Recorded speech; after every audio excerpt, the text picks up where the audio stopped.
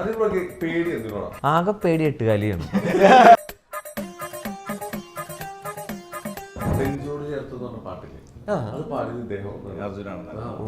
നെഞ്ചോട് ചേർത്ത് പാട്ടൊന്നു പാടാൻ പാട്ടിൻ്റെ ഈണം നീയാണ്. മലയാളി പ്രേക്ഷകർ നെഞ്ചോട് ചേർത്ത് നിന്നെ വെക്കട്ടെ. എന്നിട്ടും ഗോപി സുന്ദറിന് മ്യൂസിക് കൊടുത്തപ്പോ നമ്മളെ ഒന്നും ആരും വിളിച്ചില്ല.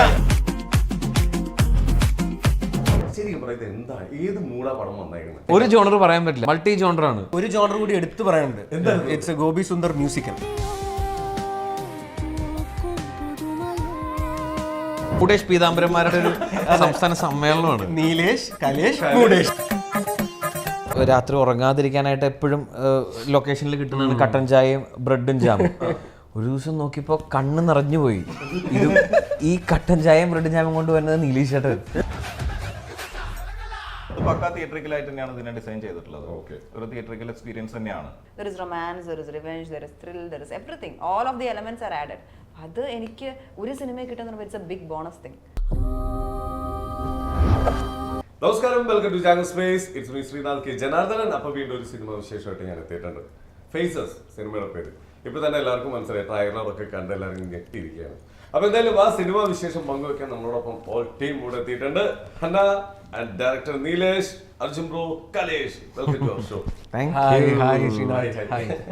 അടിപൊളി, നല്ല കളർഫുൾ ആയിട്ട്. അത് ഞങ്ങൾ ഇത് തന്നെ എന്ത് കഷ്ടപ്പെട്ടിരുന്നറിയോ.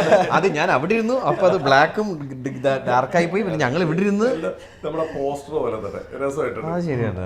അല്ല, നിങ്ങളുടെ ഫ്ലോറും കളർഫുൾ ആണ്. അതെ അതെ, അതും കൂടി പറയണമല്ലോ. നേരത്തെ ബ്രോ തന്നെ പറഞ്ഞോളൂ, നമ്മുടെ ബിനാലേക്ക് വന്ന സായിപ്പന്മാരെ കൊണ്ടുവന്ന് പൈസ ഉണ്ടാക്കായിരുന്നു. 100 ടിക്കറ്റ്, കുറെ സാധനങ്ങളുണ്ട്. നമുക്ക് വെറൈറ്റി ആയിട്ട് ബിനാലയിൽ ഒരു പ്രൊമോഷൻ പിടിച്ചാലോ. നല്ല ഈ പോസ്റ്റർ കൊണ്ടുവച്ച് ആൾക്കാരൊന്നും ചിലപ്പോൾ മേടിച്ചോണ്ടും പോകും. രസമായിട്ടുണ്ട്. എന്തായാലും ഞാൻ ഒരു കാര്യം ചോദിക്കട്ടെ, ഇത് ശരിക്കും പറയുന്നത് എന്താ, ഏത് മൂടാ പടം വന്നേക്കുന്നത്? ഈ ചോദ്യം ഞങ്ങള് കുറെ കേട്ടോണ്ടിരിക്കുന്നു.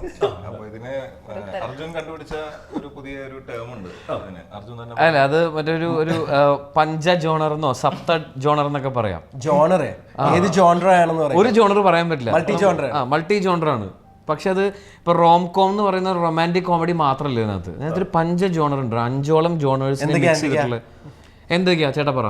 ത്രില്ലറാണ്, പിന്നെ സൈക്കോളജിക്കൽ ത്രില്ലറാണ്. ഇപ്പൊ 2 ത്രില്ലറായി. ഏറ്റവും ഞങ്ങൾ കഷ്ടപ്പെട്ട്.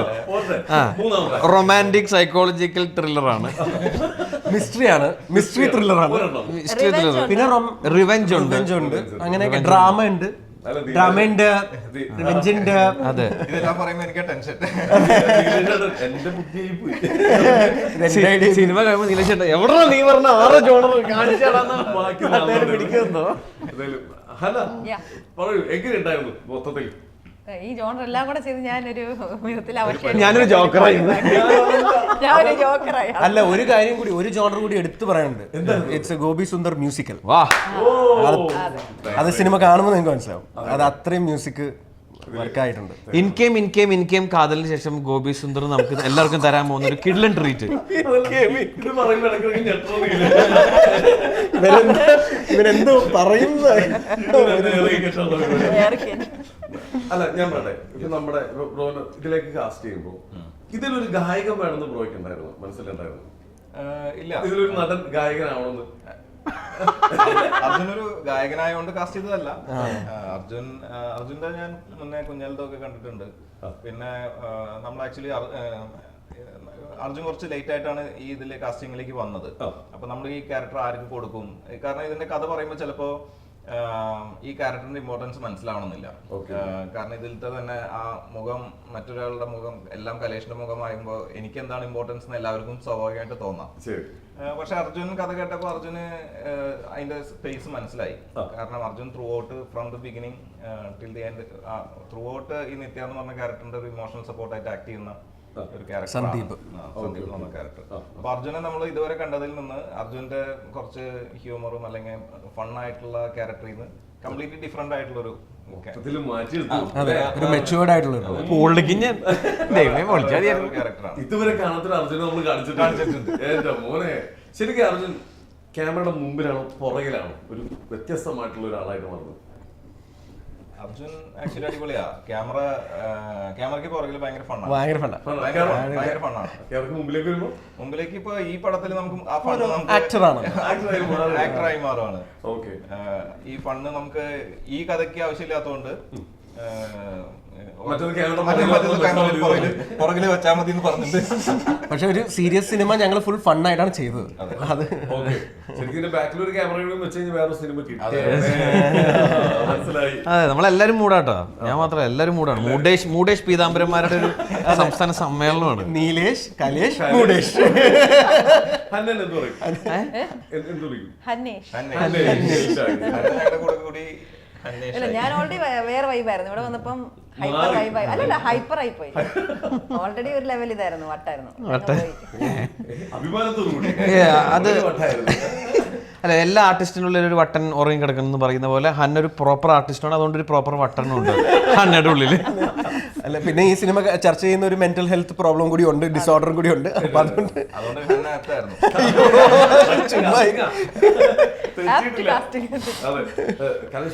എങ്ങനെയാണ് ഇത്രയും പേര് നിർത്തിട്ട് മുഴുവനായിട്ട് അഭിനയിച്ചത്? എങ്ങനെ അഭിനയിച്ചു?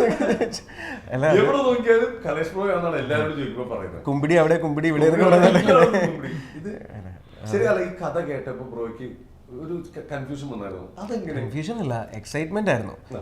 ഭയങ്കര എക്സൈറ്റ്മെന്റ് ആയിരുന്നു. കാരണം ഇങ്ങനെ ഒരു ത്രെഡ് എങ്ങനെ ഒരാൾ ആലോചിച്ചു, അത് ആലോചിക്കാം നമുക്ക്, പക്ഷെ അത് എക്സിക്യൂട്ട് ചെയ്യാം എന്നുള്ളൊരു ഒരു ബിലീഫ്, ഒരു തൻ്റെ ഇടം വേണമല്ലോ. അതിപ്പം നീലേഷ് ഏട്ടനും പുള്ളിയുടെ റൈറ്റിംഗ് പാർട്ട്ണർ ഉണ്ട്, സുമൻ എന്ന് പറഞ്ഞിട്ട്. സുമൻ്റെ സ്റ്റോറിയാണ്, സുമൻ്റെ ഒരു കോൺസെപ്റ്റാണ് ഇവർ സ്ക്രീൻ പ്ലേ എഴുതിയിരിക്കുന്നത്. അപ്പം ഞാനിത് വൺ ലൈൻ കേട്ടപ്പോൾ എനിക്ക് എക്സൈറ്റിംഗ് ആയിട്ട് തോന്നി. അത് കഴിഞ്ഞ് ഞാൻ കഥ കേൾക്കുന്ന സമയത്ത് ഞാനിത് ഇത് കൊള്ളാലോ, സ്ക്രീൻ പ്ലേയിൽ നിങ്ങൾ ഇത്രയും വർക്ക് ചെയ്തിട്ടുണ്ടല്ലോ എന്നുള്ളൊരു സംഭവം ഉണ്ടല്ലോ.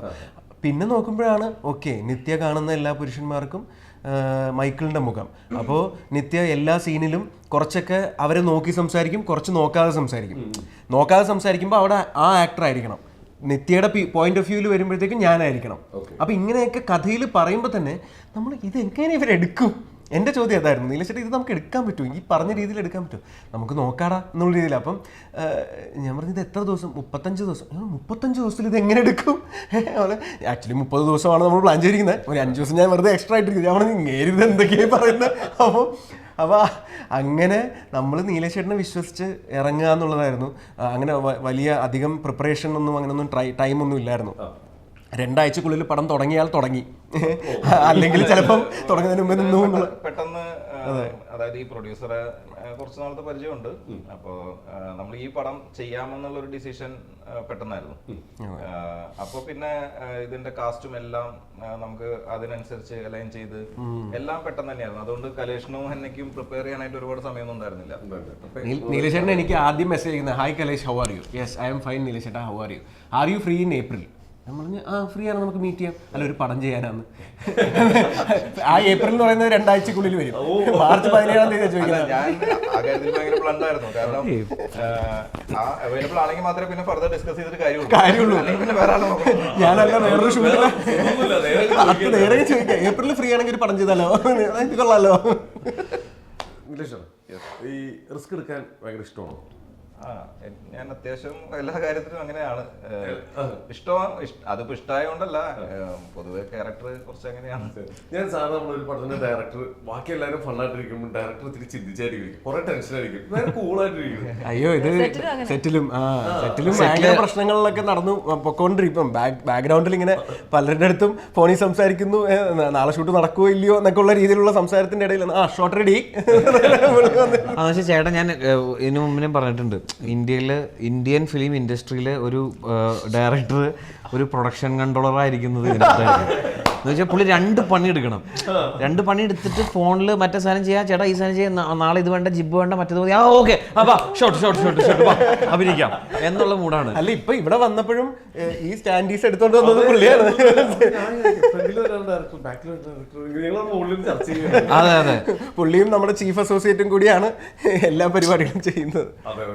തമാശക്കാണെങ്കിൽ നമ്മൾ പറയാറുണ്ട്, നൈറ്റ് ഷൂട്ടൊക്കെ പോകുമ്പോൾ നമുക്ക് രാത്രി ഉറങ്ങാതിരിക്കാനായിട്ട് എപ്പോഴും ലൊക്കേഷനിൽ കിട്ടുന്നതാണ് കട്ടൻ ചായയും ബ്രെഡും ജാമും. ഒരു ദിവസം നോക്കിയപ്പോൾ കണ്ണ് നിറഞ്ഞു പോയി.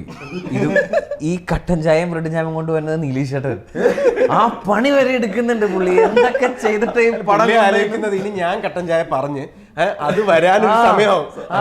എന്തായാലും ഇപ്പൊ ഒരു 2 മിനിറ്റ് ഉണ്ടല്ലോ, ഞാൻ പോയി എടുത്തോണ്ട് ചേട്ടാ ഉറക്കം ഒരു കട്ടൻ. പ്രൊഡക്ഷൻ ബോയ്സ് അവരെല്ലാം ടയർഡ്, അവരും ടയർഡായി കിടക്കുക.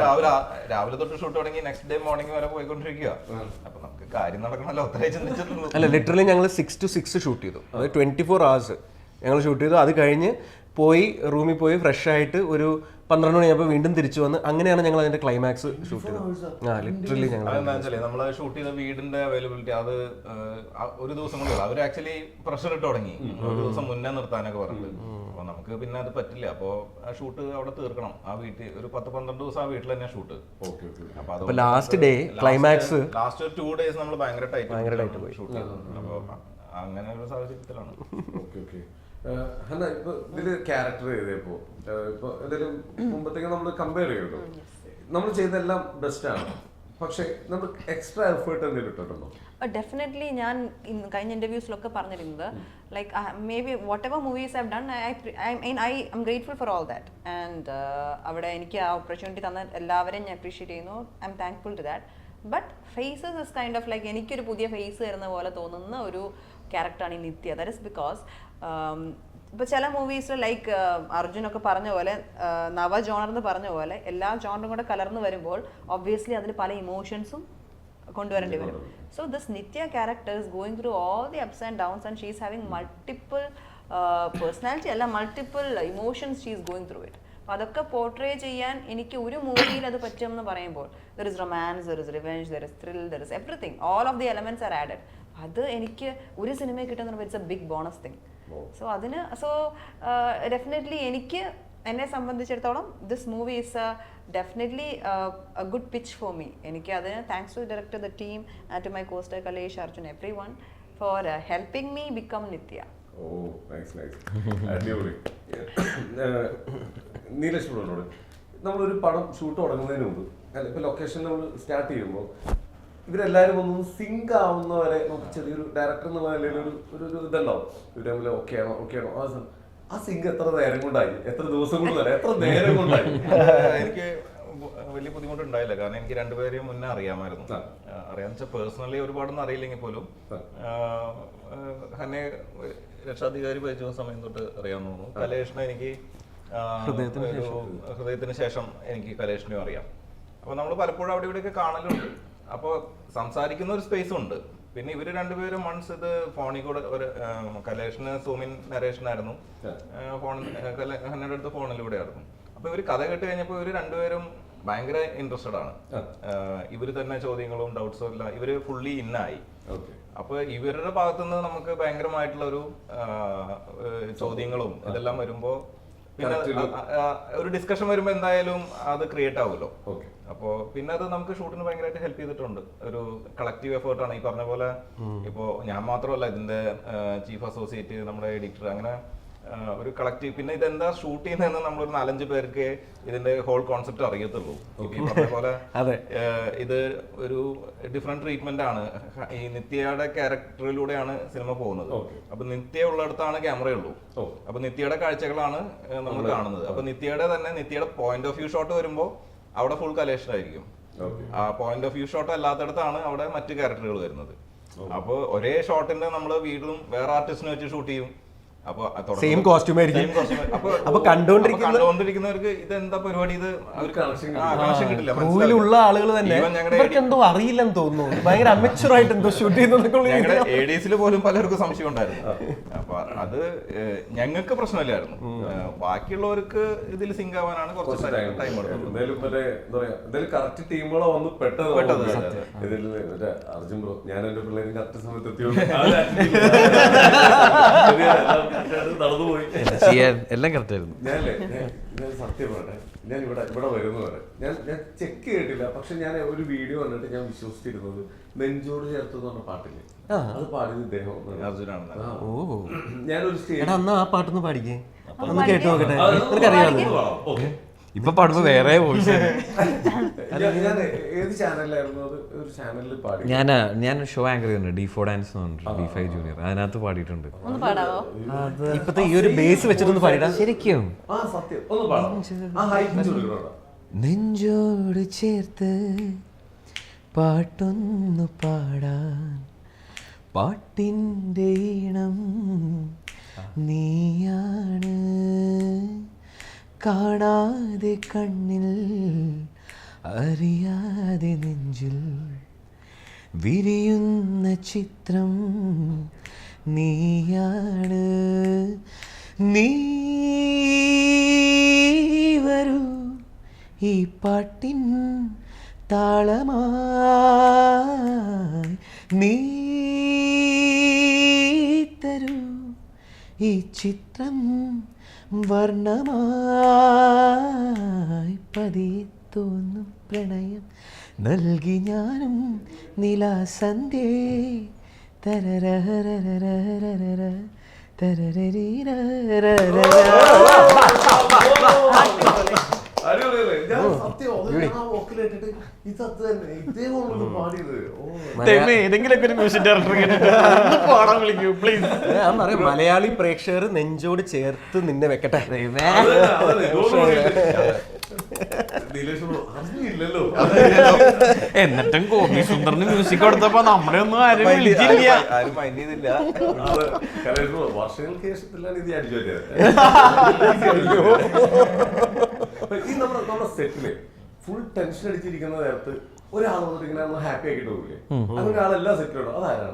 അതാരാണ്? അതാണ് ഈ അല്ല അർജുനും അങ്ങനെയല്ല. എന്താണെന്നറിയോ, കലേഷേട്ടൻ ബേസിക്കലി ടെൻഷൻ അടിക്കണില്ല, സോറി നീലേഷേട്ടൻ ബേസിക്കലി ടെൻഷൻ അടിക്കുന്നില്ല. അപ്പൊ അതുകൊണ്ട് തന്നെ നമുക്ക് സമാധാനമാണ്. കാരണം ക്യാപ്റ്റൻ ഓഫ് ദ ഷിപ്പ് വൃത്തിക്ക് വണ്ടി ഓടിച്ചു കഴിഞ്ഞാൽ നമ്മളെല്ലാവരും കപ്പലിൻ്റെ ഉള്ളിൽ സമാധാനമായിട്ട് ഇരിക്കുകയായിരിക്കും. അതുകൊണ്ട് തന്നെ നമുക്കത് ഫീൽ ചെയ്തിട്ടില്ല. ഫീൽ ചെയ്യാൻ പുള്ളി ഒരിടം തന്നിട്ടില്ല നമുക്കാർക്കും. എന്റെ വേർഷനിൽ പറയുകയാണെങ്കിൽ ടെൻഷനും പ്രഷറൊക്കെ എല്ലാവർക്കും ഉണ്ട്, മനുഷ്യന്മാരെ എല്ലാവർക്കും ഉണ്ടാവും, എനിക്കും ഉണ്ട്. പക്ഷെ എനിക്ക് തോന്നുന്നു ഐ ക്യാൻ ഹാൻഡിൽ ഇറ്റ്. ഞാനതങ്ങനെ മറ്റുള്ളവരിലേക്ക് സ്പ്രെഡ് ചെയ്യാറില്ല. ഞാൻ ഹാൻഡിൽ ചെയ്യും. ഇനിയിപ്പോ ഒരു ദിവസം ടെൻഷൻ ഒന്നും ഇല്ലാതിരിക്കുമ്പോഴാണ് ടെൻഷൻ. ഇതെന്താ ഒരു ടെൻഷനും ഇല്ലല്ലോ, എല്ലാം കറക്റ്റ് ആയിട്ട് പോകുന്നല്ലോ എന്നൊക്കെ ഒരു നോർമൽ ഡേ എന്തോ കുഴപ്പമുണ്ട് കേട്ടോ. അതിനോട് പേടി എന്തിനോടാ? എനിക്ക് ജീവിതത്തിൽ എന്തിനോടാ ഏറ്റവും കൂടുതൽ പേടി?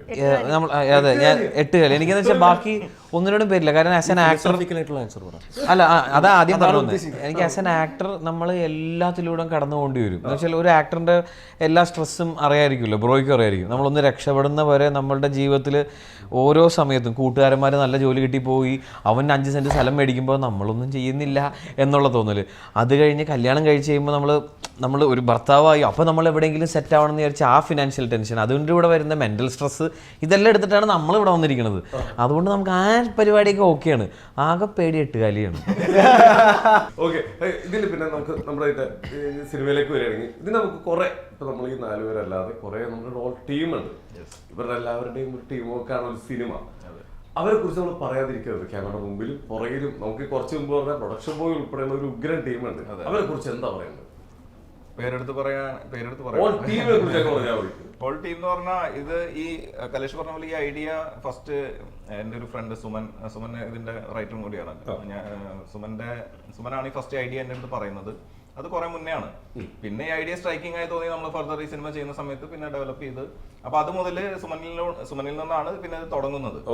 പിന്നെ when it came to execution നമുക്ക് ഒരു സ്ട്രോങ് ഒരു സപ്പോർട്ട് സിസ്റ്റം ഉണ്ട്. ഡയറക്ഷൻ ടീം ആണെങ്കിലും അത് ചീഫ് അസോസിയേറ്റ് നൗഫൽ മുതൽ നമ്മുടെ എഡീസ് എല്ലാവരും ഉണ്ട്.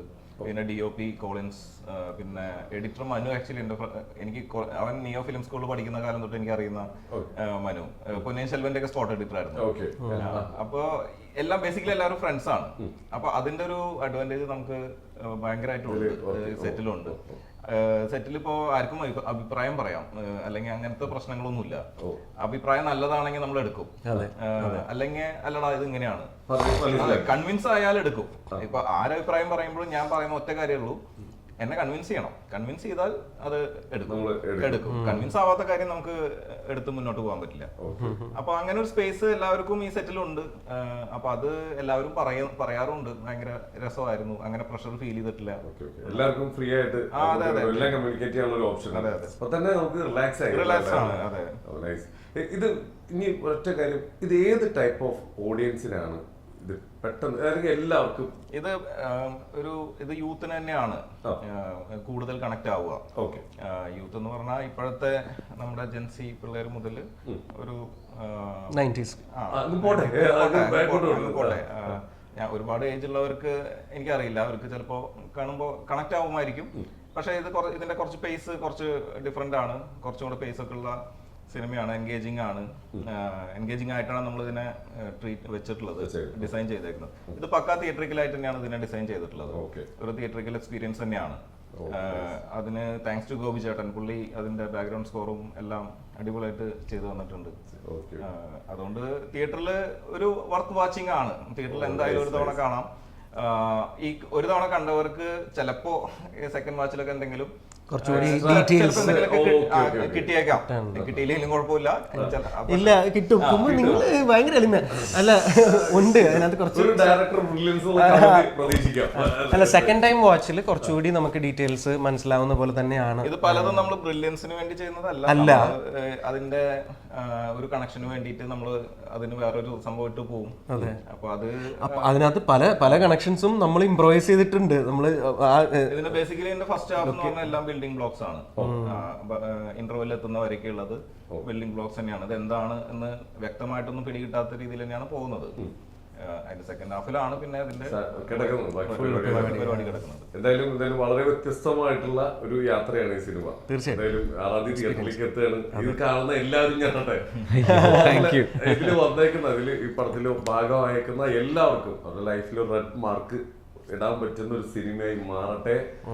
എന്തായാലും അതേപോലെ തന്നെ ഇന്റർവ്യൂ കൂടി ലോകം അറിയപ്പെടുന്ന ഒരു ഗായകനെയും കൂടി നമ്മൾ അപ്പൊ എന്തായാലും എല്ലാവിധ ആശംസകളും നേരെയാണ്. സിനിമ 1 ഹിറ്റ് ആവട്ടെ. എല്ലാവിധ ആശംസകളും. ഇനി നമുക്ക് ഇതിന്റെ സക്സസ് പാർട്ടി കാണാം. തീർച്ചയായിട്ടും പടം കണ്ടിട്ട് നമുക്ക് കൂടുതൽ സംസാരിക്കാം. Thank you.